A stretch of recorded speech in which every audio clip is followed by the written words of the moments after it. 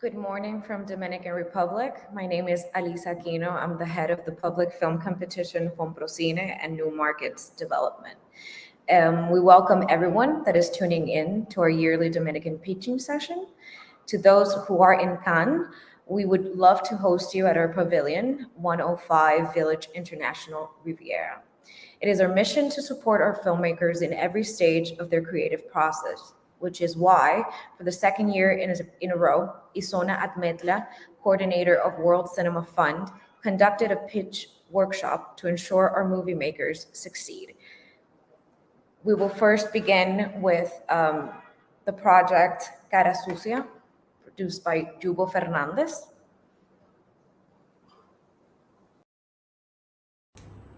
Hello, my name is Hugo Fernandez. I am an actress, producer, director, and a screenwriter from the Dominican Republic. I received my training in filmmaking between New York, where I lived for 10 years, and Dominican Republic, where I was born and raised. I have 2 children, and I dedicated myself to film, interior design, and my family, but not always in that order. I love reading, but I also like writing. I have written several screenplays, and one of them is the one I'm going to present to you. But first, I want to tell you a little bit about my career in film. I wrote, produced, and directed 3 short films and a documentary. The documentary is in post-production. Its name is Invisibles of the World. It is about the population in a state of vulnerability and the abuses they face by the state itself. My most acclaimed work is the short film How Do We Kill Luisa, which was an official selection in 22 films festivals around the world and won 12 awards in different categories. I am now working on the feature film Cara Sucia, which I wrote and plan to direct in the city of Jarabacoa in the DR, in the Dominican Republic. This is a work about my childhood memories. One of my memories were the children who in the neighborhood were called Cara Sucia, dirty faces, for being the poorest of the poor and always walking around barefoot and dirty. I was born in Jarabacoa? No. I am from the capital, from a neighborhood called Buenos Aires Terrera, but I currently live in Jarabacoa, and I have seen exceptional places to film which are exactly as I remembered from my childhood. I come from a very, very humble family myself. I was a sponsored child. One of those kids you see from institutions who ask you to help with a small amount of money per month to help kids in extreme poverty in third world countries. You probably heard about it. Another memory that I have very marked is the presidential elections of 1994 and 1996, where Dr. Jose Francisco Peña Gomez was a presidential candidate, and that campaign was controversial and unfair. I remember some people on TV talking about the skin color and the Haitian origin of Peña Gomez. Legend says that he didn't win the elections because of that. Cara Sucia is a very intelligent and virtuous two-time boy who loves to read, who helps at home, and also cooperates with his 2 little friends, helping a middle-class boy to get better grades in Spanish to win a contest in his school, and another Haitian boy from Ebate to learn to speak Spanish because he just speaks Creole. These 3 young boys live adventures and vicissitudes while political rallies are taking place. Their mothers, dirty-faced mother and the Haitian boys' moms, are about to give birth in the same hospital, and the Haitian boys' family is threatened with deportation. These 3 children show how respect, loyalty, companionship, and perseverance prevail in the face of injustice, sociocultural, racial, and economic difference. This is a film destined to travel the world and touch the most sensitive fibers, as well as cause empathy with the 3 boys and raise awareness about these issues that surround almost every society in the world. It is a film treated with realism, with intelligent humor, innocence, showing the vulnerability of many of the characters. The budget is $1 million, and we're seeking investment. We are in the state of pre-production. We have one of the most recognized DPs in the country nominated for several films awards, and an international producer. And we intend to distribute this material through digital platforms. This film has a reference to Roma, the movie Roma by Alfonso Cuarón, because of the way in which he projects his memories through the film. Also, we have as well Slumdog Millionaire and Lion movie aesthetic. Thank you very much. Have a great time at Cannes, and I hope to hear from you to tell you more about Cara Susia. Thank you.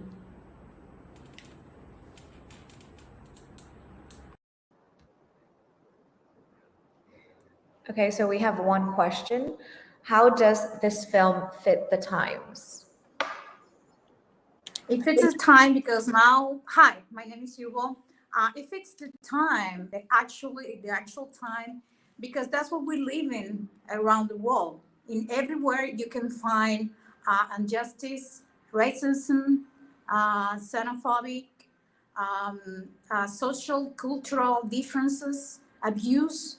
That's what this film is all about. Even though it was from my memories from 1996, now it's worse. So this film gives a message of respect, loyalty, and union, and it gives the example that doesn't matter the difference of skin color, how money you have, how much money you have, how if you live in a third world country or if you live in a developed country. These three kids know through their innocence that what really matters is what you feel and how you treat others. This Jose Francisco Peña Gomez was a man full of respect, full of love. Many people says that this presidential candidate would be the best president in this country, and because of his skin color and his origin, he couldn't make it. It was a very, very tragic situation for this man and for all his followers. So me as a kid, I felt that. I noticed the injustice just because of this man's origins and skin color. And now it's worse. So it fits these times perfectly. Thank you, Duo. Now we're going to go ahead with our second project, Without a Name, Los Sin Nombre, produced by Alexandra Santana and directed by Valeria Valentina.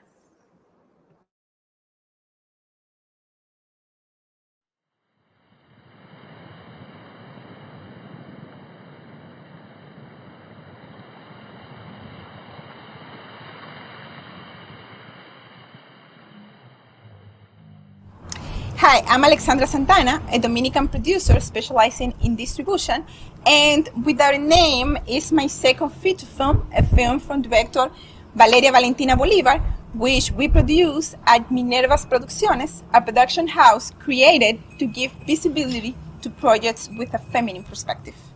Hi, I'm Valeria Valentina. I'm from Venezuela and I'm living in the Caribbean, Dominican Republic, and Without a Name is my first feature film. Years ago, while doing a research for a documentary with people with mental disabilities, I had the pleasure to meet Luis, a man with paranoidal schizophrenia who was divorced and father of two.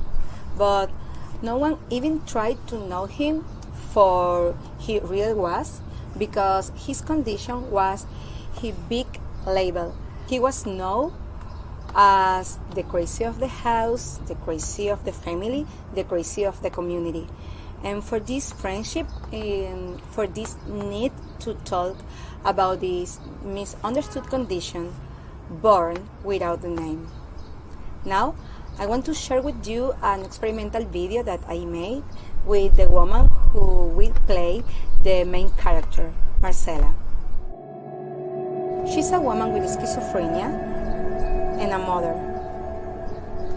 She keeps her inner and outer world under control by drawing imaginary characters that come to life and give her company. Marcela meets Joaquin, a Venezuelan immigrant who just arrived to the island, and they fall in love. But this relationship brings chaos, and her life And in a desperate move, Marcela asks Joaquin to go away. And now her drawings becomes dark and her character revolt, and even with her notebook closet, her characters don't abandon her. And without Joaquin, without her son, and without a job, Marcela falls into a deep crisis of her condition, and she must try to find herself the courage to overcome her fears. Marcela ends up having a family, but maybe not a traditional one. While writing this script, I became a mother, and this made me want to tell this story in a much more personal way and made me understand what my character wants to say, that Marcela does not have to be what the other expect, the perfect woman, the perfect daughter, lover, and the perfect mother. I think does not exist, but I'm convinced that Marcela needs and Marcela deserves the opportunity to be. I'm very interested in building how Marcela perceives the world and how the world perceives her. Creating atmosphere that invite us to immerse ourselves in her unique and her special universe. The film takes place in the Dominican Republic, and we think this is the ideal settings because as an island, we are surrounded by the sea and the salt that heals almost anything but corrodes everything. Without a Name is in its fifth version of the script, and we have secured the Ibermedia Development Fund to complete the script doctoring. The film has passed through several development labs and markets, such as Cinequanon Lab and Malaga Co-Production, and we were selected at La Fabrique in Cannes in 2020. And we think that our passage through La Fabrique meant a significant growth in terms of solidification and enrichment of the authorial and aesthetic look of the film. After this process of transformation, we think that Without a Name is in the right moment to obtain new partners to consolidate its development and financing process to shoot in 2023. The budget of the film is $847,000, and we have secured 30% of financing, and also we have a minority co-production with Mexico and the producer Adrian Geyer. We want to partner with a European co-producer to further enhance the production values of the film.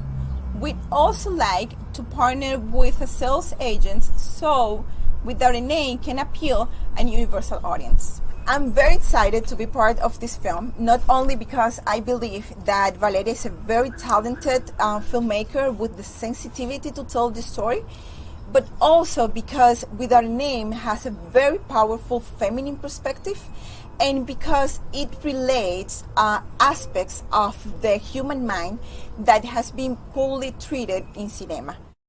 And we want you to be part of this adventure. And thanks to the Film Commission, the Dominican Film Commission, and the Venezuelan Hub, we're going to be present in the Marché du Film and available if you want to meet with us. Thank you so much. Thank you, and see you soon.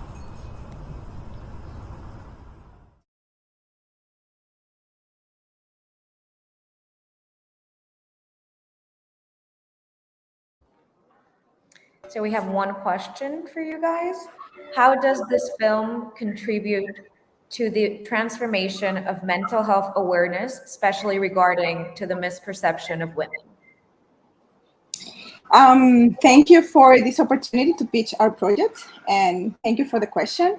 I think the Without a Name is in a proper moment to create awareness regarding this misunderstood condition, as you mentioned, and we consider that we have a lead character who is a woman, and that's a starting point in terms of raising awareness to that specific audience and all the family and communities surrounding this character. And yes, I think this is our purpose with the film, not only to tell the story of Marcela, but also to create this awareness regarding this situation that has been, as I said in the pitch, and that has been poorly treated in cinema. Normalized. Yes, actually, as the director says, we also want to not to see these people as as the strangers, as a condition that is that probably is a reason to take them outside of society and the day-to-day life, but to help the people to embrace this as a condition and as a as a way to give them the chance to understand them in order to have this as a as a normal condition, And maybe understand to the problems or to desires that Marcela maybe is the same problems or the same desires to me or to yours.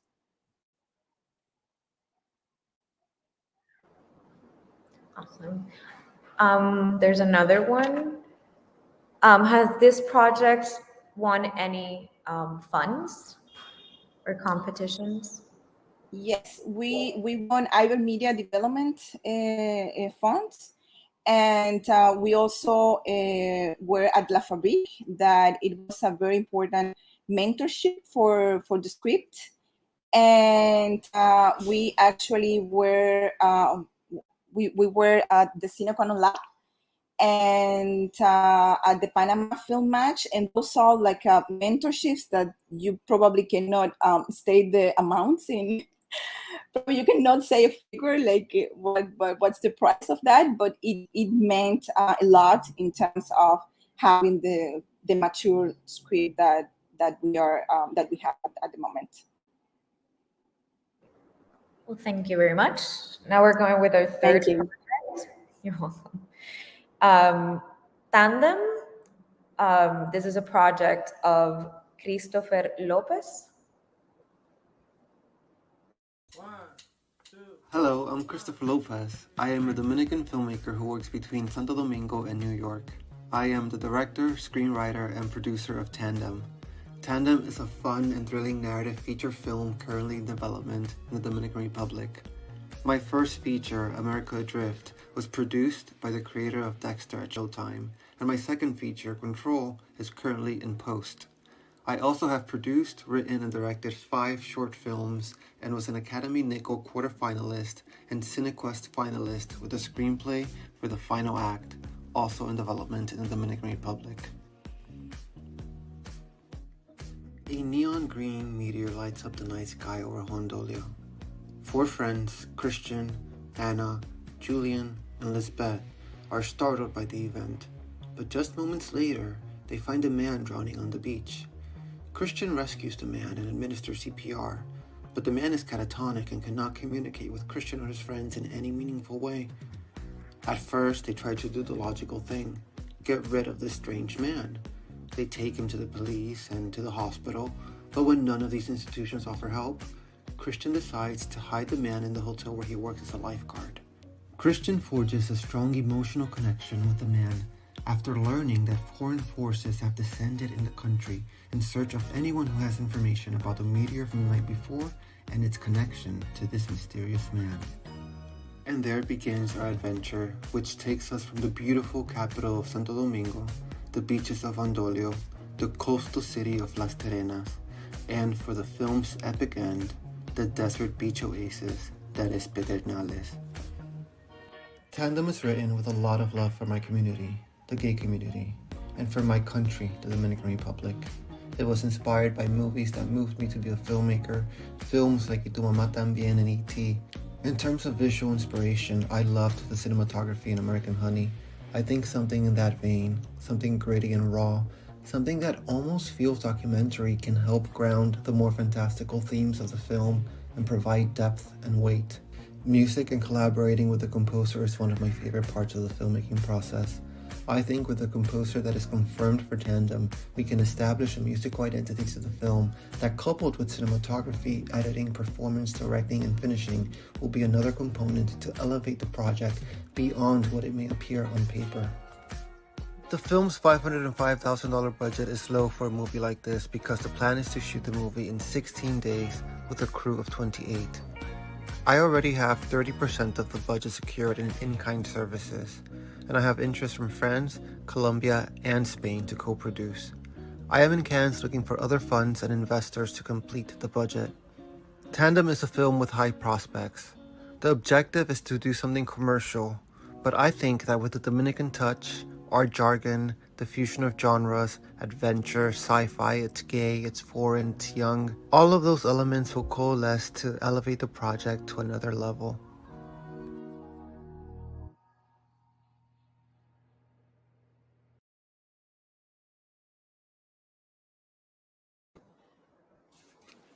So the first question, Christopher, is how does your binationality mold your perspective and therefore expand your audience, potential audience, sorry. I think this film is a perfect example of a diaspora film. So I definitely feel that my American side coupled with the Dominican side is the fusion that makes this project really interesting. That diaspora, my love of films that I grew up watching here in the US, and then just mixed in with the island, the country, and the people that are there are what gives it that special touch.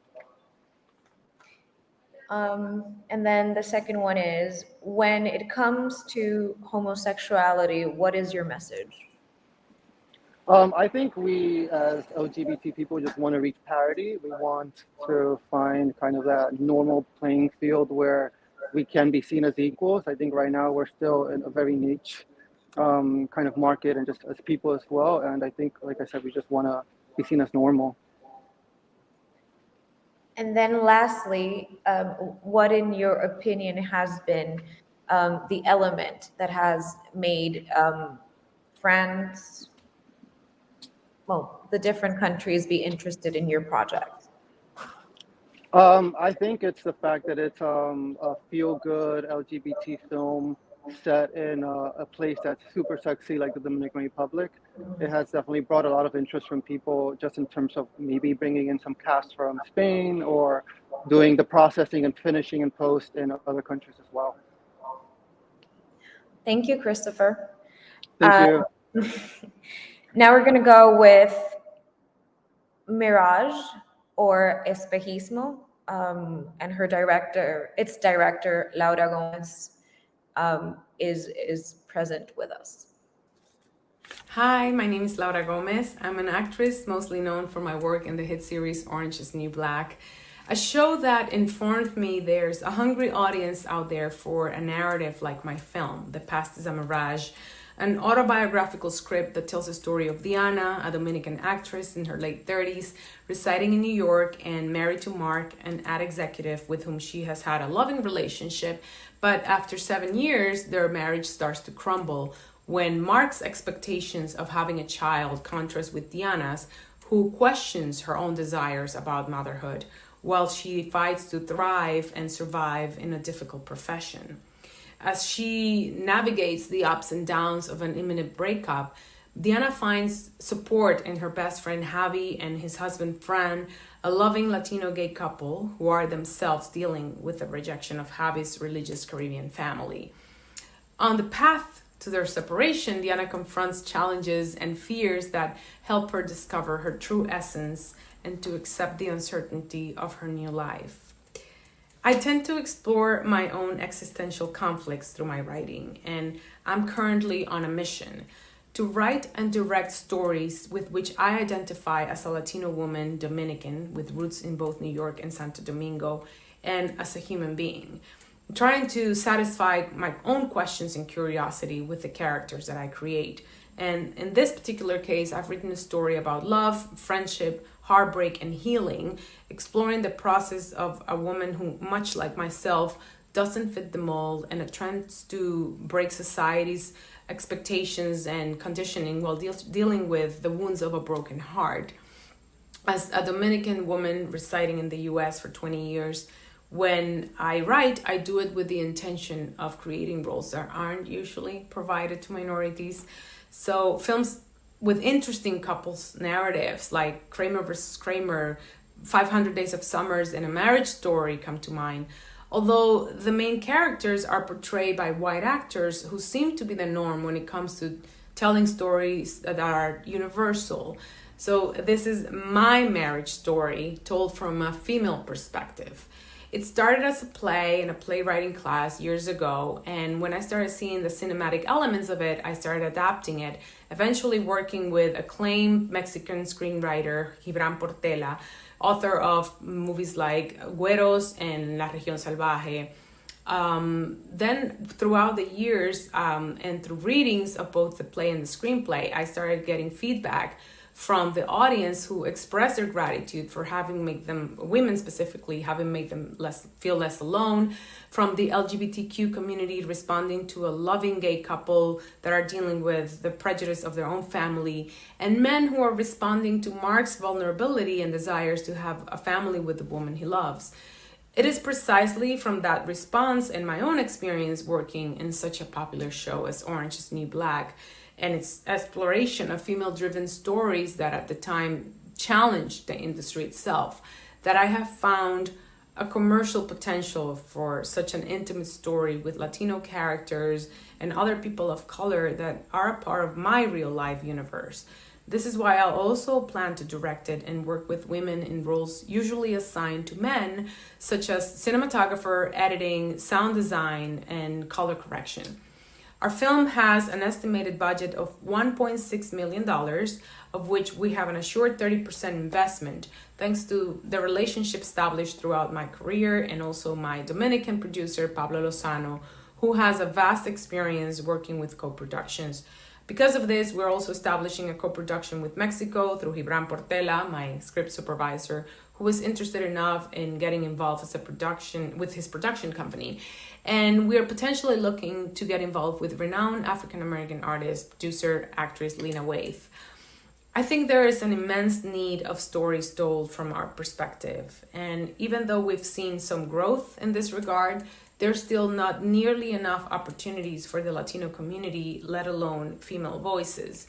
This film is my personal proclamation of relevant storytelling through inclusivity and diversity, and I truly hope I can get your support to make it and bring it to an audience out there. Thank you.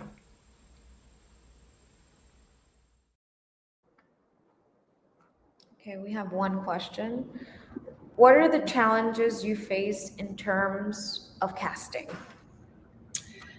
Actually, I'm very lucky that my career has opened up so many relationships, basically with amazing actors. And if there's a forte I have as a director is precisely directing actors.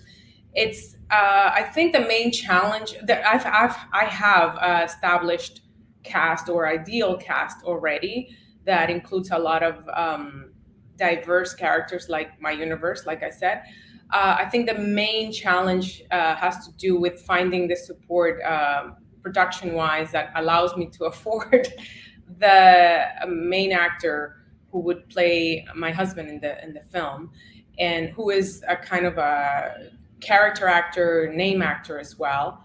And we already have played with the idea of who this person is, and it's a matter of finding the funds enough to allow us to get it without hurting the film itself.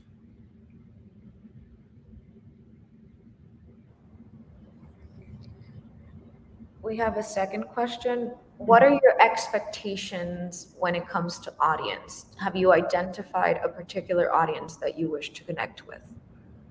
Yes, I think through the process of development of this screenplay, which was before a play, I started to find specifics about that. So there's definitely, I always say, like, I write about myself, and in a way I'm writing for myself. So it's like women, but also diverse in the terms of there's the LGBTQ community who I think would respond greatly to the portion that has to do with that story, with couple that is the gay couple in the film. Since I think that there's a strong Latino base that would respond to Latino women, Latino queer people, queer community, and in a way, I think that that would open up to the queer community in the U.S. But I think Latino-based U.S. and Latin America would respond greatly to this story because it has also elements that are in English and in Spanish and in Spanglish, but it takes place in New York and Santo Domingo, so it's quite an open space there to explore. Thank you, Laura. Thank you. So now we're going to go with our final project, Colossal, which I am pleased to mention that is the winner. It's one of the winners of the Fomprocine Film Competition Fund, and its director Nayibe and its producer Lei are with us today. Hi, I'm Lady Gonzalez, a Dominican producer with a passion for exploring social dynamics and portraying them in a daring and entertaining way. I have produced different forms of media, which includes the short documentary Fronterizas, winner of the Sundance Short Film Race in 2014, and the animated short film I Said I Would Never Talk About Politics, that started its festival run in San Sebastian in 2016. I have also been line producer, production manager, and production coordinator of feature films and documentaries such as Miriam Miente, 20 Billions, Rafaela, and more. This time, I'm here with the pleasure and the honor of introducing Nayibe Tavares Abel, the director of our documentary, Colossal. My name is Nayibe Tavares Abel. I work as prop master and research consultant for Dominican and international films. And today I'm going to present to you my opera prima feature documentary, Colossal. All families keep secrets, but my family's secrets are linked to the history of democracy and dictatorship in my country, the Dominican Republic. I remember the first time I read my grandfather's name in a history book. I was in middle school. And according to the text, in 1990, the head of the Electoral College of the Dominican Republic had allowed for President Balaguer to commit a colossal fraud. Balaguer had been Trujillo, the dictator's political heir, and he was seeking re-election for the 5th time in 1990. When I got home, I asked my father about this, and from his reaction, I understood that I was not to ask too many questions about this. He denied the allegations of fraud and we never spoke about it again. But then, in 2020, the elections were annulled and sabotaged in the Dominican Republic. And as I was standing in the middle of the massive protests, I realized that 30 years earlier, I would have been on opposite sides of the barrier placed by the police as my grandpa. So I started asking questions again. And I went to my other grandfather, whose brother was murdered during Balaguer's regime in 1970. And he warned me of how dangerous corrupt politicians can be in an island like the Dominican Republic. So I kept researching and looking for archive and found footage. And then I also became a poll watcher. And when I first started doing this project, I had a very negative outlook of the future. I saw, as a poll watcher, I saw corruption in front of my eyes, like living images of the same footage that I had from 1970 and 1990. But then my younger brother became a poll watcher. And with a nonpartisan association, that group of young people prevented hundreds of frauds in the 2020 rescheduled election. So although this is a film about silence and political repression, it's also a film about hope and resilience and about a new generation that is eager to overcome the mistakes made by their grandparents. Colossal is a story of pain, but it's also a story of hope. Nayibe exposes herself. She's vulnerable and open while exploring and investigating the similitudes of the political praxis 30 years apart. while she digs into her family history, trying to understand their moral compass versus the part of history she wants to be a part of now. As Colossal talks about very uncomfortable subjects very bluntly, this translates to a challenge for funding. Local private companies have a hard time committing because of the sensibility of the subject. However, we don't shy away and we won't get discouraged. So far, we have raised 31% of the budget thanks to the international fundings and thanks to the co-producers. With this support, we have been able to research in video and we have been able to get archive material which has jumpstart the montage. So far, Colossal has won Ibermedia Development Fund, Fomprocine Development Fund, and we have been part of Fixie Pitch Lab. We have been part of UNESCO San Antonio de los Baños Laboratory, and we have been part of the Moulin d'Andé residency. Now, we are looking for European co-producers to help us complete the film, and we are also looking for sales agent in order to distribute the film. With your support, this documentary could become part of history itself. Thank you so much for your time.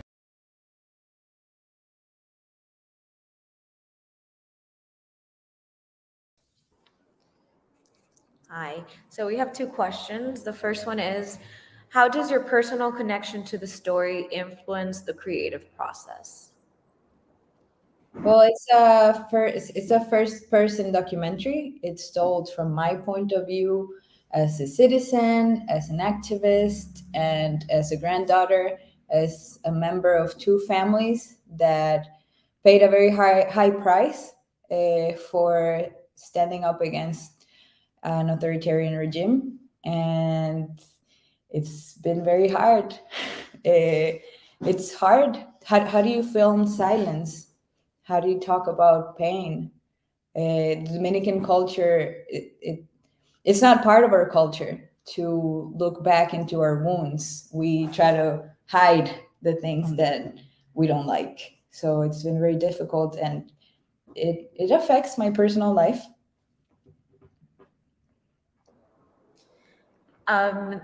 Their second question is, how do you see your story connecting across cultures and societies? Well, it's always families that suffer from the hardships of war and political repression. Soldiers are not just soldiers; they're someone's someone's son, someone's daughter, someone's boyfriend or grandchild.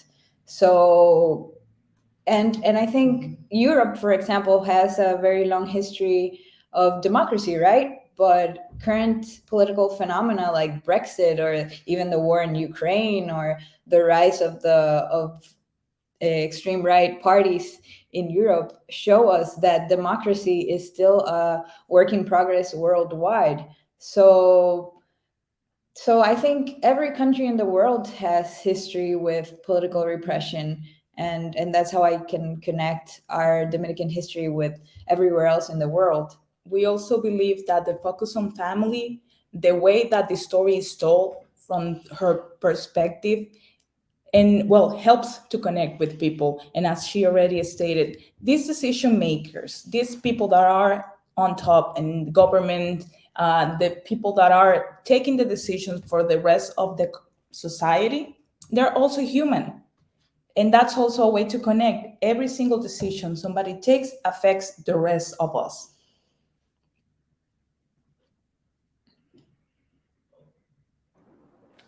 Thank you. I would want everyone to join back. All right. So that we can all be together.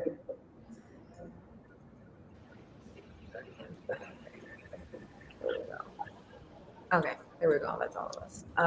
If anyone wants to add anything to wrap up the pitch before we close. Thank you so much. Yes, thank you. We're so happy to be here. Well, from the Film Commission, we're very proud of all of you and all of your projects. I think it's a very interesting representation of all our stories and showing that we are not just a linear story making country. So the diversity in all our projects, I think that also demonstrates our evolution as a film industry and the evolution also of all of you as filmmakers. So thank you all for joining us. Please don't hesitate in contacting us as the Film Commission or any of our filmmakers. We will be sending out the information and the pitches to our contact list. And thank you again. Have a great day. Thank you, everyone. Thank you.